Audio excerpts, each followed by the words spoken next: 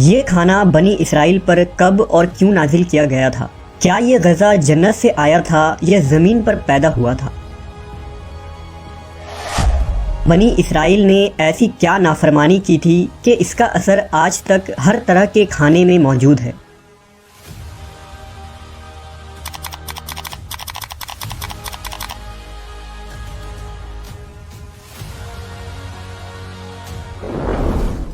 جب اللہ نے قوم بنی اسرائیل کو مصر سے نکالا اور انہیں فرعون سے نجات دے دی تو بنی اسرائیل نے حضرت موسیٰ علیہ السلام کی رہنمائی میں بحر احمر کو پار کیا اور فرعون اپنے لشکر سمیت سمندر میں غرق ہو گیا۔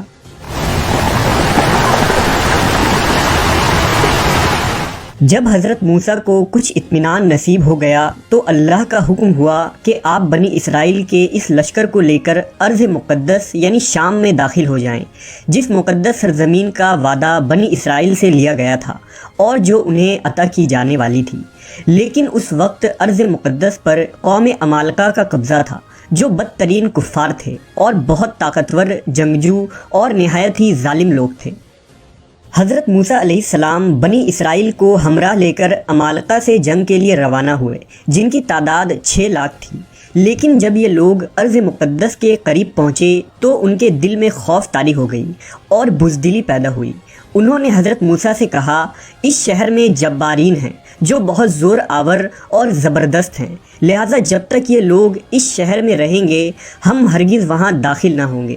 یہاں تک کہ بنی اسرائیل نے حضرت موسیٰ سے یہ کہہ دیا کہ اے موسیٰ، آپ اور آپ کا خدا جا کر اس زبردست قوم سے جنگ کریں، ہم تو یہیں بیٹھے رہیں گے۔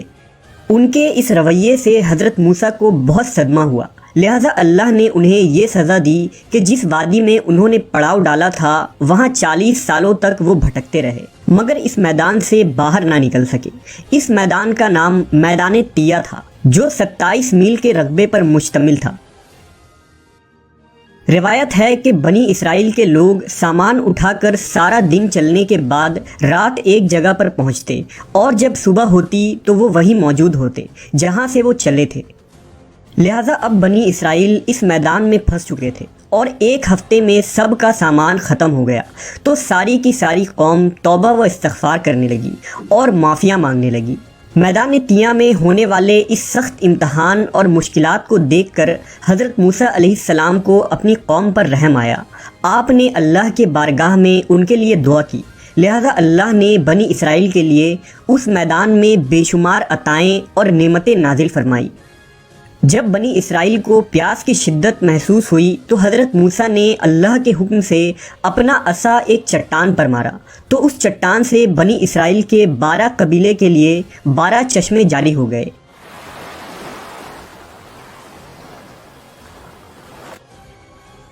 چونکہ یہ وادی وسیع میدان پر پھیلا تھا، وہاں سر چھپانے کے لیے کوئی جگہ نہ تھی اور دن کے وقت سورج کی دھوپ اور تپش سے بنی اسرائیل بدحال ہو جاتے تھے، لہذا دھوپ سے بچاؤ کے لیے ایک بہت بڑا سفید بادل سارا دن بنی اسرائیل کے لوگوں کے لیے سایہ کرتا تھا۔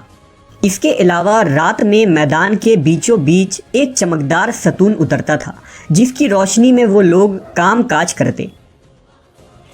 اس کے علاوہ بھی اللہ نے ان پر بہت سی عنایتیں کی تھی۔ انہی عنایتوں اور نعمتوں میں ایک نعمت من و سلوہ تھا۔ دراصل اللہ نے ان لوگوں کے کھانے کے لیے آسمان سے 2 قسم کے غذا اتارے تھے، ایک کا نام من اور دوسرا کا نام سلوہ تھا۔ من شہد جیسی میٹھی غذا تھی۔ انجیل کے کتاب خروج میں لکھا ہے کہ جب وہ شبنم سوکھ گئی تو انہوں نے دیکھا کہ میدان میں چھوٹی چھوٹی گول چیز پڑی ہے جیسا کہ پالے کے دانے ہوتے ہیں۔ بنی اسرائیل اسے دیکھ کر کہنے لگے، من یعنی یہ کیا ہے؟ تب موسیٰ نے ان سے کہا کہ یہ وہی غذا ہے جو خداوند خدا نے تمہیں کھانے کو دی ہے، اور اس نے تجھ کو پہلے آزمائش میں ڈالا اور تجھے بھوکا رکھا، پھر وہ من جسے تو اور تیرے باپ دادا بھی نہ جانتے تھے تجھے کھلایا، تاکہ تجھ کو سکھائے کہ انسان صرف روٹی پر ہی زندہ نہیں رہتا۔ من دراصل ایک شبنمی گوند تھا جس کا ذائقہ شہد جیسا تھا۔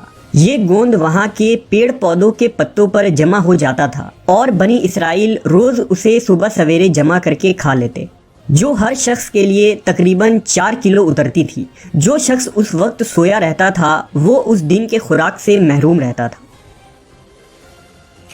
اور سلوا ایک قسم کا پرندہ تھا جسے بٹیر کہتے ہیں۔ جب شام کے وقت جنوب کی طرف سے ہوائیں چلتی تو ان پرندوں کے ہجوم بنی اسرائیل کے خیموں کے قریب آ کر بیٹھ جاتے، لہذا وہ لوگ انہیں بآسانی پکڑ لیتے اور بھون کر کھایا کرتے۔ من و سلوا ایسا کھانا تھا جو انتہائی آسانی سے ہضم ہو جاتا تھا، رنگ، خوشبو اور ذائقے میں بے مثال تھا۔